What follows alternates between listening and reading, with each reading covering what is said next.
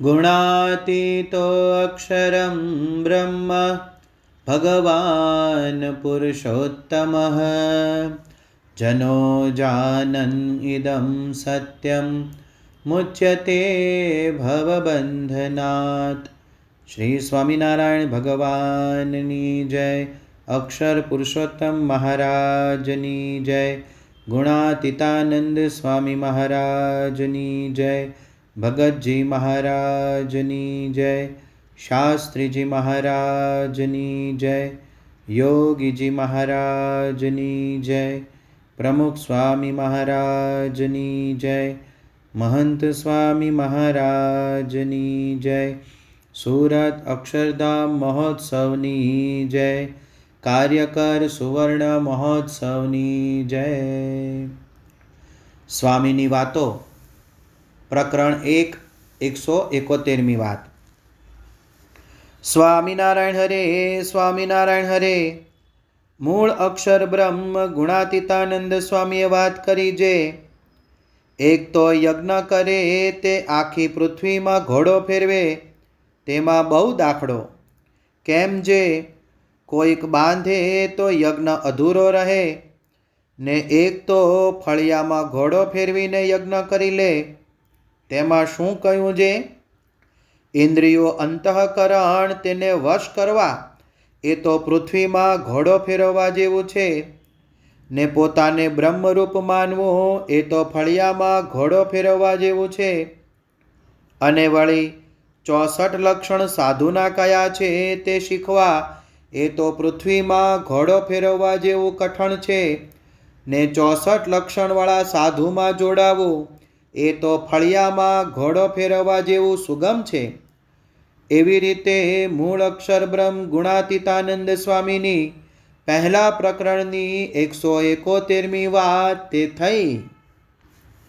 આ વાતમાં સ્વામી આપણને આધ્યાત્મિક પ્રગતિનો શોર્ટકટ बतावे છે। આપણને શુદ્ધ ઘીનો શીરો જમવાની ઈચ્છા થાય તો કેટલી બધી પ્રોસેસ કરવી પડે। પહેલાં તો ઘી મેળવવું પડે અને ઘી મેળવવા ભેંસ લાવવી પડે, તેને દોવી પડે, દહીં જમાવવાનું, વલોવવાનું, માખણ કાઢવાનું, ગરમ કરવાનું, પછી ઘી મળે। અને એની સાથે લોટ, ગોળ ને વાસણોની જરૂર પડે। અને આ બધું જ હોય પણ જો બનાવતા ન આવડે તો આમ કેટલી મહેનત કરીએ, માથાકૂટ કરીએ ત્યારે શીરો બને।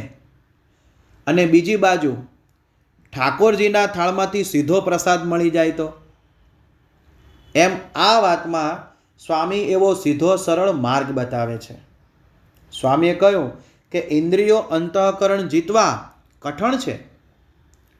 પહેલાના સમયમાં અશ્વમેઘ યજ્ઞ કરવામાં આવતા। જો આ યજ્ઞ અધૂરો થઈ જાય, નિર્વિઘ્ન પૂરો ન થાય તો પૃથ્વીનું રાજ ન મળે। યજ્ઞ નિર્વિઘ્ન પૂરો થાય તો જ તેને પૃથ્વીનું રાજ મળતું। એટલે આ એક કઠણ કામ હતું।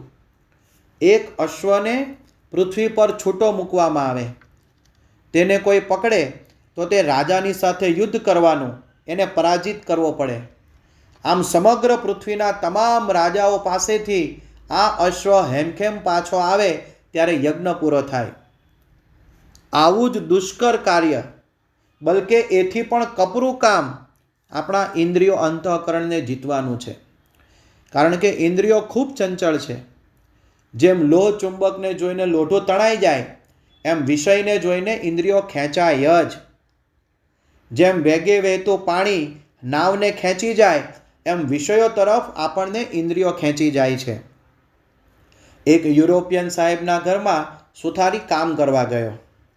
ત્યાં ફળિયામાં સાહેબના રૂપાળા મેડમ બેઠેલા, એટલે સુથારની નજર એ રૂપમાં સ્થિર થઈ ગઈ। વારે વારે તેમને જોયા કરે। સાહેબને આ વાતની ખબર પડી એટલે તેમણે સુથારને લાલ બત્તી ચીંધી, મત જોના, આંખો કાઢીને કહ્યું। પણ સુથાર એ રૂપમાં એવો વિવશ થઈ ગયો કે વારે વારે જોયા જ કરે। સાહેબે તેને 3 વાર ચેતવ્યો તો પણ ન સુધર્યો। પછી તેની આંખો ફોડી નાખી, પછી સુધર્યો। એમ આ વિષયો એવા છે।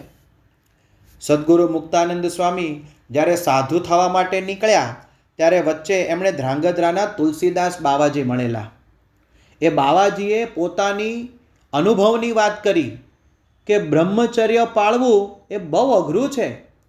હું 40 વર્ષ પહેલાં ઉજ્જૈનને પાદરે ગયેલો. ત્યાં એક સ્ત્રીને મેં રસ્તો પૂછ્યો અને તેણે હાથનું લટકું કરી મને રસ્તો બતાવ્યો. એ લટકું આજે 40 વર્ષે પણ મને ભૂલાતું નથી. આ બાવાજી બહુ નિષ્કપટ નિખાલસ વ્યક્તિત્વના હતા એટલે એમણે વાત કરી. બીજો સામાન્ય બાવાજી હોય તે પોતે વાત ન કરે. માટે ઇન્દ્રિયો અંતઃકરણ જીતવા બહુ અઘરા છે. સદ્ગુરુ મુક્તાનંદ સ્વામીએ એમના એક પદમાં લખ્યું છે, મુનિ મન મધ્ય વિચાર એવો કરે, મોહ શું લડે તે મર્દ કેવા, પાખરિયા નર તે કંઈક પાડ્યા ખરા, શૃંગી શશી સુરરાજ જેવા. આવા દુર્જય અંતઃશત્રુને જીતવાનો સરળ ઉપાય અક્ષર બ્રહ્મ ગુણાતીતાનંદ સ્વામી આપણને આ વાતમાં બતાવે છે. પોતાને બ્રહ્મરૂપ માનવું. બ્રહ્મરૂપ માનીએ એટલે દેહ, ઇન્દ્રિયો અને અંતઃકરણથી નોખા પડી જઈએ. આજે પરમ પૂજ્ય મહંત સ્વામી મહારાજે વર્તમાન કાળમાં આપણને એક સાધના મંત્ર આપ્યો જ છે, અક્ષરમ અહમ પુરુષોત્તમ દાસોસ્મી. અક્ષર એવો હું પુરુષોત્તમનો દાસ છું. સાથે સ્વામીએ પણ આજ્ઞા કરી કે 2 વાર ઓછામાં ઓછું બોલવું દિવસમાં. આ શરીરરૂપી નગરમાં આત્મા એટલે કે જીવ એ રાજા છે અને દેહ આદિક પ્રજા છે. જો રાજાને પોતાની સત્તા અને સામર્થ્યનો ખ્યાલ આવી જાય તો પ્રજાનું કંઈ ચાલે નહીં. એકવાર જનક રાજાના દરબારમાં એક સંન્યાસીની આવી, સુલભા એનું નામ, અને તે રાજા પાસે નિર્વસ્ત્ર થઈ ગઈ. પરંતુ જનક રાજા બ્રહ્મરૂપ હતા. તેઓ બોલ્યા, તું મારા મનને મોહ પમાડવાનું કરે છે, પણ મારા અડધા શરીરને ચંદન ચરશો ને અડધા શરીરને તલવારે કાપો, મારે બેય સરખું છે. એ જરા પણ ક્ષોભ કે લાલચ ન પામ્યા, કારણ કે પોતાને બ્રહ્મરૂપ માનતા હતા. જો પોતાને બ્રહ્મરૂપ અક્ષરરૂપ માનીએ તો આ વિષયોની અસારતા, તુચ્છતા થઈ જાય. આ સભા મંડપમાં 1 કરોડ કીડીઓ નીકળે, એમાં સારી કઈ, રૂપાળી કઈ, એમાં નાની કઈ ને મોટી કઈ, એ આપણને જણાતું નથી. તેમ બ્રહ્મ આકારે દ્રષ્ટિ થઈ જાય તો જીવ પ્રાણી માત્રના દેહ સરખા થઈ જાય, સારા નરસા વિષયો એક થઈ જાય. ગુણાતીતાનંદ સ્વામીએ એમની એક વાતમાં કહ્યું છે કે વિષયરૂપી ખાડો કોટી કલ્પે પૂરાય એમ નથી, પણ જો પોતાને બ્રહ્મરૂપ માને તો પૂરાય. આ બ્રહ્મરૂપ કેવી રીતે થવાય? શ્રીજી મહારાજે ગઢડા મધ્ય 31માં આપણને તેનો સરળ માર્ગ બતાવ્યો છે. મનન દ્વારા બ્રહ્મનો સંગ કરે તો બ્રહ્મના ગુણો આવે. અત્યારે બ્રહ્મનું પ્રગટ સ્વરૂપ પરમ પૂજ્ય મહંત સ્વામી મહારાજ છે. તેમની મન દ્વારા સ્મૃતિ કરીએ, તેમના ગુણોનું વર્ણન કરીએ ને શ્રવણ કરીએ તો બ્રહ્મરૂપ થવાય. અક્ષર બ્રહ્મ ગુણાતીતાનંદ સ્વામી આ વાતના બીજા ભાગમાં આપણને બીજી ચાવી બતાવે છે. 64 લક્ષણ સાધુના શીખવાની વાત તો બાજુ પર રહી, ઘણાને 64 લક્ષણ જ ખબર નહીં હોય. કદાચ વાંચે તો મોઢે કરતાં મહિનો થઈ જાય અને સમજતા વર્ષો જાય અને જીવનમાં ઉતારતા તો કેટલાય જન્મો થઈ જાય એમ છે. સત્સંગી જીવન ગ્રંથની હરિગીતામાં સાધુના 64 લક્ષણો બતાવ્યા છે. એ તમારી સામે રજૂ કરું છું. બરાબર સુરત દઈને ધ્યાનથી સાંભળજો. પહેલું લક્ષણ દયાળુ, બીજું લક્ષણ ક્ષમાવાળા, ત્રીજું સર્વજીવનું હિત ઈચ્છનારા, ચોથું ટાઢ તડકો આદિક સહન કરનારા, પાંચમું કોઈના પણ ગુણમાં દોષ નહીં જોનારા, છઠ્ઠું શાંત, સાતમું જેનો શત્રુ નથી થયો એવા, આઠમું અદેખાય તથા વૈરથી રહિત, નવમું માન તથા મત્સરથી રહિત, દસમું બીજાને માન આપનારા, 11મું પ્રિય અને સત્ય બોલનારા, 12મું કામ ક્રોધ લોભ તથા મદથી રહિત, 13મું અહમ મમત્વ રહિત, 14મું સ્વધર્મમાં દ્રઢ રહેનારા, 15મું દંભ રહિત, 16મું અંદર અને બહાર પવિત્ર રહેનારા, 17મું દેહ તથા ઇન્દ્રિયોને દમનારા, 18મું સરળ સ્વભાવવાળા, 19મું ઘટિત બોલનારા, 20મું જીતેન્દ્રિય તથા પ્રમાદ રહિત, 21મું સુખ દુઃખ આદિ દ્વંદ્વ રહિત, 22મું ધીરજવાળા, 23મું કર્મેન્દ્રિયો તથા જ્ઞાનેન્દ્રિયોની ચપળતાથી રહિત, 24મું પદાર્થના સંગ્રહ રહિત, 25મું લક્ષણ બોધ કરવામાં નિપુણ, 26મું લક્ષણ આત્મનિષ્ઠાવાળા, 27મું સર્વને ઉપકાર કરવાવાળા, 28મું કોઈ પણ પ્રકારના ભય રહિત, 29મું કોઈ પણ પ્રકારની આશા રહિત, 30મું લક્ષણ વ્યસન રહિત, 31મું શ્રદ્ધાવાળા, 32મું ઉદાર, 33મું તપસ્વી, 34મું પાપ રહિત, 35મું ગ્રામ્ય કથાને વાર્તા નહીં સાંભળનારા, 36મું સતશાસ્ત્રના નિરંતર અભ્યાસવાળા, 37મું માયિક પંચ વિષય રહિત, 38મું આસ્તિક બુદ્ધિવાળા, 39મું સત અસતના વિવેકવાળા,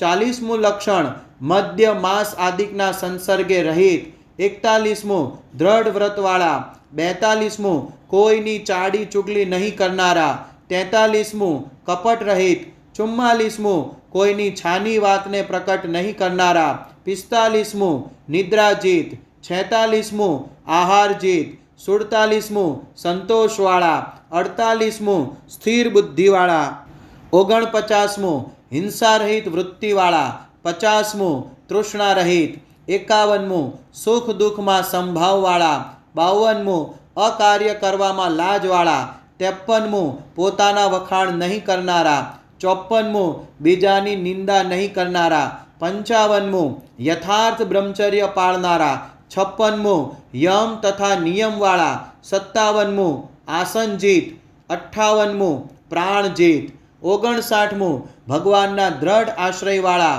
60મું ભગવદ્ ભક્તિ પરાયણ, 61મું ભગવાન અર્થે જ સર્વ ક્રિયા કરનારા, 62મું ભગવાનની મૂર્તિમાં ધ્યાન પરાયણ રહેનારા, 63મું લક્ષણ ભગવાનની લીલા કથાનું શ્રવણ કીર્તન કરનારા, 64મું લક્ષણ ભગવાનની ભક્તિ વિના એક પણ ક્ષણ વ્યર્થ નહીં જવા દેનારા. એક એક ગુણ મોટા મેરુ પર્વત જેવા અજેય છે. તેમાં ઈર્ષાનો ત્યાગ કરવો અને નિર્મત્સરતાનો ગુણ લાવવો હોય તો નારદજીએ તુંબરુને સારું ગાતા જોયા. ભગવાન એની ઉપર પ્રસન્ન થયા. આથી નારદજીને તુંબરુની ઈર્ષ્યા આવી કે હું એનાથી સારું ગાઉં ને ભગવાનને પ્રસન્ન કરું. એટલે પોતે ગાન વિદ્યા શીખવા લાગ્યા. પણ ભગવાન રાજી જ ન થયા. 7 મન્વંતર સુધી નારદજીની ઈર્ષ્યા ટળી નહીં. પછી જ્યારે ભગવાને તેમને સમજાવ્યું કે તુંબરુ પાસે નિર્માની થઈને શીખો અને પછી અમારી સામે રજૂ કરો તો રાજી થઈએ, તો એ પ્રમાણે કર્યું. તુંબરુ પાસે નિર્માની થઈને ગયા, તેમની પાસેથી ગાન વિદ્યા શીખ્યા અને ભગવાન આગળ રજૂ કરી અને ભગવાન પ્રસન્ન થયા. ત્યારે એમની ઈર્ષા ટળી. આ તો એક જ દોષની વાત થઈ. પણ આવા તો માન, સ્વાદ, સ્નેહ, કામ, ક્રોધ, લોભ આવી વણઝાર છે. આ બધી વણઝાર પહેલાં તો ટાળવાની ને પછી ગુણો લાવવાના. કેટલું અઘરું કામ છે. પરંતુ અહીં સહેલો ઉપાય સ્વામી આપણને બતાવે છે કે 64 લક્ષણવાળા સાધુમાં જોડાઈ જા. માટીના નાના નાના કાંકરા બજારમાં વેચવા જઈએ તો કેટલી કિંમત આવે?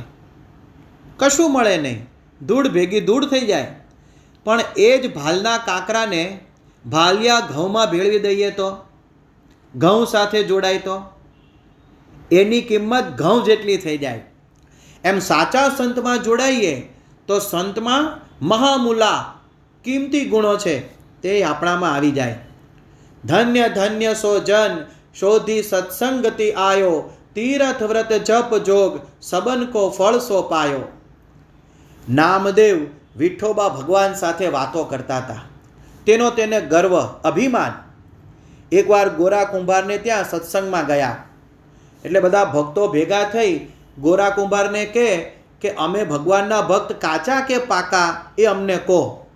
એટલે ગોરા ભક્તે ટપલો લીધો ને દરેકના માથે ટકોરો મારે અને પછી કે કાચો કે પાકો એવો નિર્ણય આપે. એમાં નામદેવજીનો વારો આવ્યો. એટલે તેમને કહ્યું નામા કચ્ચા નામા કચ્ચા. આ સાંભળી નામદેવને અપમાન લાગ્યું કે હું ભગવાન સાથે વાતો કરું તોય કાચો. એટલે ભગવાને એમને દર્શન આપ્યા ને પછી કહ્યું, તું નુગરો ગુરુ વિનાનો છે, ગુરુ કર, એમાં જોડાઈ જા તો પાકો થઈશ. જી હા, ગુરુ મળે તો જ પાકા કરે. આ પાકા એટલે શું? સદ્ગુણોવાળા બનાવે, સદ્ગુણ સભર બનાવે. આપણે ત્યાં સત્સંગમાં ગવાય છે ને, લાખો આબાલ વૃદ્ધ હરિભક્તોના હૈયામાંથી એક અવાજ નીકળે છે, ગુરુ મળ્યા ગુણવાળા મળ્યા જી મુને, ગુરુ મળ્યા ગુણવાળા, ગુરુ મળ્યા ગુણવાળા મળ્યા જી મુને, ગુરુ મળ્યા ગુણવાળા. હૈયાની હાટડીમાં કળશી કચરો ને ઉપર જામ્યા તા જાળા. હૈયાની હાટડીમાં કળશી કચરો ને ઉપર જામ્યા તા જાળા. સંત સહાયથી બધુંય સુધર્યું ને, સંત સહાયથી બધુંય સુધર્યું ને, ખોલ્યા કટાયેલ તાળા મળ્યા જી મુને, ગુરુ મળ્યા ગુણવાળા મળ્યા જી મુને, ગુરુ મળ્યા ગુણવાળા. ગુણવાળા ગુરુ મળી જાય તો આપણા હૈયાની હાટડીમાં જે કંઈ કળશી કચરો પડ્યો હોય કે જાળા જામી ગયા હોય એ બધું જ નીકળી જાય. સંતના સહકારથી, એમની કૃપા દ્રષ્ટિથી બધું જ સુધરી જાય અને ખુલી જાય. કટાયેલા તાળા પણ ખુલી જાય. ઓઇલિંગ કરી આપે અને ચાવી યોગ્ય દિશામાં ફેરવે એટલે તાળા ખુલી જાય. એકવાર શ્રી રામકૃષ્ણ પરમહંસજીને કોઈએ પ્રશ્ન પૂછ્યો, ગુરુથી શો લાભ? સામાન્ય માણસને કોઈ પ્રશ્ન પૂછાય તો સીધો જવાબ આપી દે, પરંતુ જે હાઈલી ઇન્ટેલિજન્ટ હોય, જીનિયસ હોય, સ્પિરિચ્યુઅલ ઇન્ટેલિજન્સી જેનામાં વધારે હોય તે સીધો જવાબ ન આપે. તર્કસભર અને દ્રષ્ટાંત સહિત તેના પૂર્વ જ્ઞાનનો ઉપયોગ કરીને જવાબ આપે. એમ શ્રી રામકૃષ્ણ પરમહંસજીએ સામો પ્રશ્ન પૂછ્યો કે પેલી હોડી દેખાય છે એ હોડીને કલકત્તા પહોંચતા કેટલો સમય લે? એટલે પેલા માણસે કહ્યું 5 કલાક. પછી બીજો પ્રશ્ન પૂછ્યો પરમહંસજીએ કે તેને આગબોટ સાથે બાંધે તો અડધો કલાકમાં. પછી પરમહંસજીએ રહસ્ય કહ્યું કે બસ આ જ કામ ગુરુનું છે. કઠોર સાધનાથી ન થાય તે ગુરુ કૃપાથી સહજપણે થઈ જાય. આપણને મહારાજ સ્વામી એમની કૃપા દ્રષ્ટિ થઈ ગઈ છે કે પરમ પૂજ્ય પ્રમુખ સ્વામી મહારાજ અને વર્તમાન કાળે પરમ પૂજ્ય મહંત સ્વામી મહારાજ એવા સદ્ગુણોવાળા ગુરુ મળ્યા છે, આગબોટ જેવા છે જે આપણને અક્ષરધામમાં લઈ જાય. તેથી આજના શુભ દિવસે મહારાજ સ્વામીના ચરણોમાં પ્રાર્થના કરીએ કે અમારા જીવનરૂપી નૈયાને પરમ પૂજ્ય મહંત સ્વામી મહારાજ રૂપી આગબોટ સાથે જોડેલી રાખી શકીએ એવી સદબુદ્ધિ કાયમ માટે રહે એવી પ્રાર્થના. શ્રી સ્વામિનારાયણ ભગવાનની જય. ગુણાતીતમ ગુરુમ પ્રાપ્ય બ્રહ્મરૂપમ નિજાત્મનઃ વિભાવ્ય દાસ ભાવેન સ્વામિનારાયણં ભજે. શ્રીહરિં સાક્ષરં સર્વદેવેશ્વરં ભક્તિધર્માત્મજં દિવ્યરૂપં પરમ શાંતિદં મુક્તિદં કામદં કારણં સ્વામિનારાયણં નીલકંઠં ભજે. શ્રીહરિં.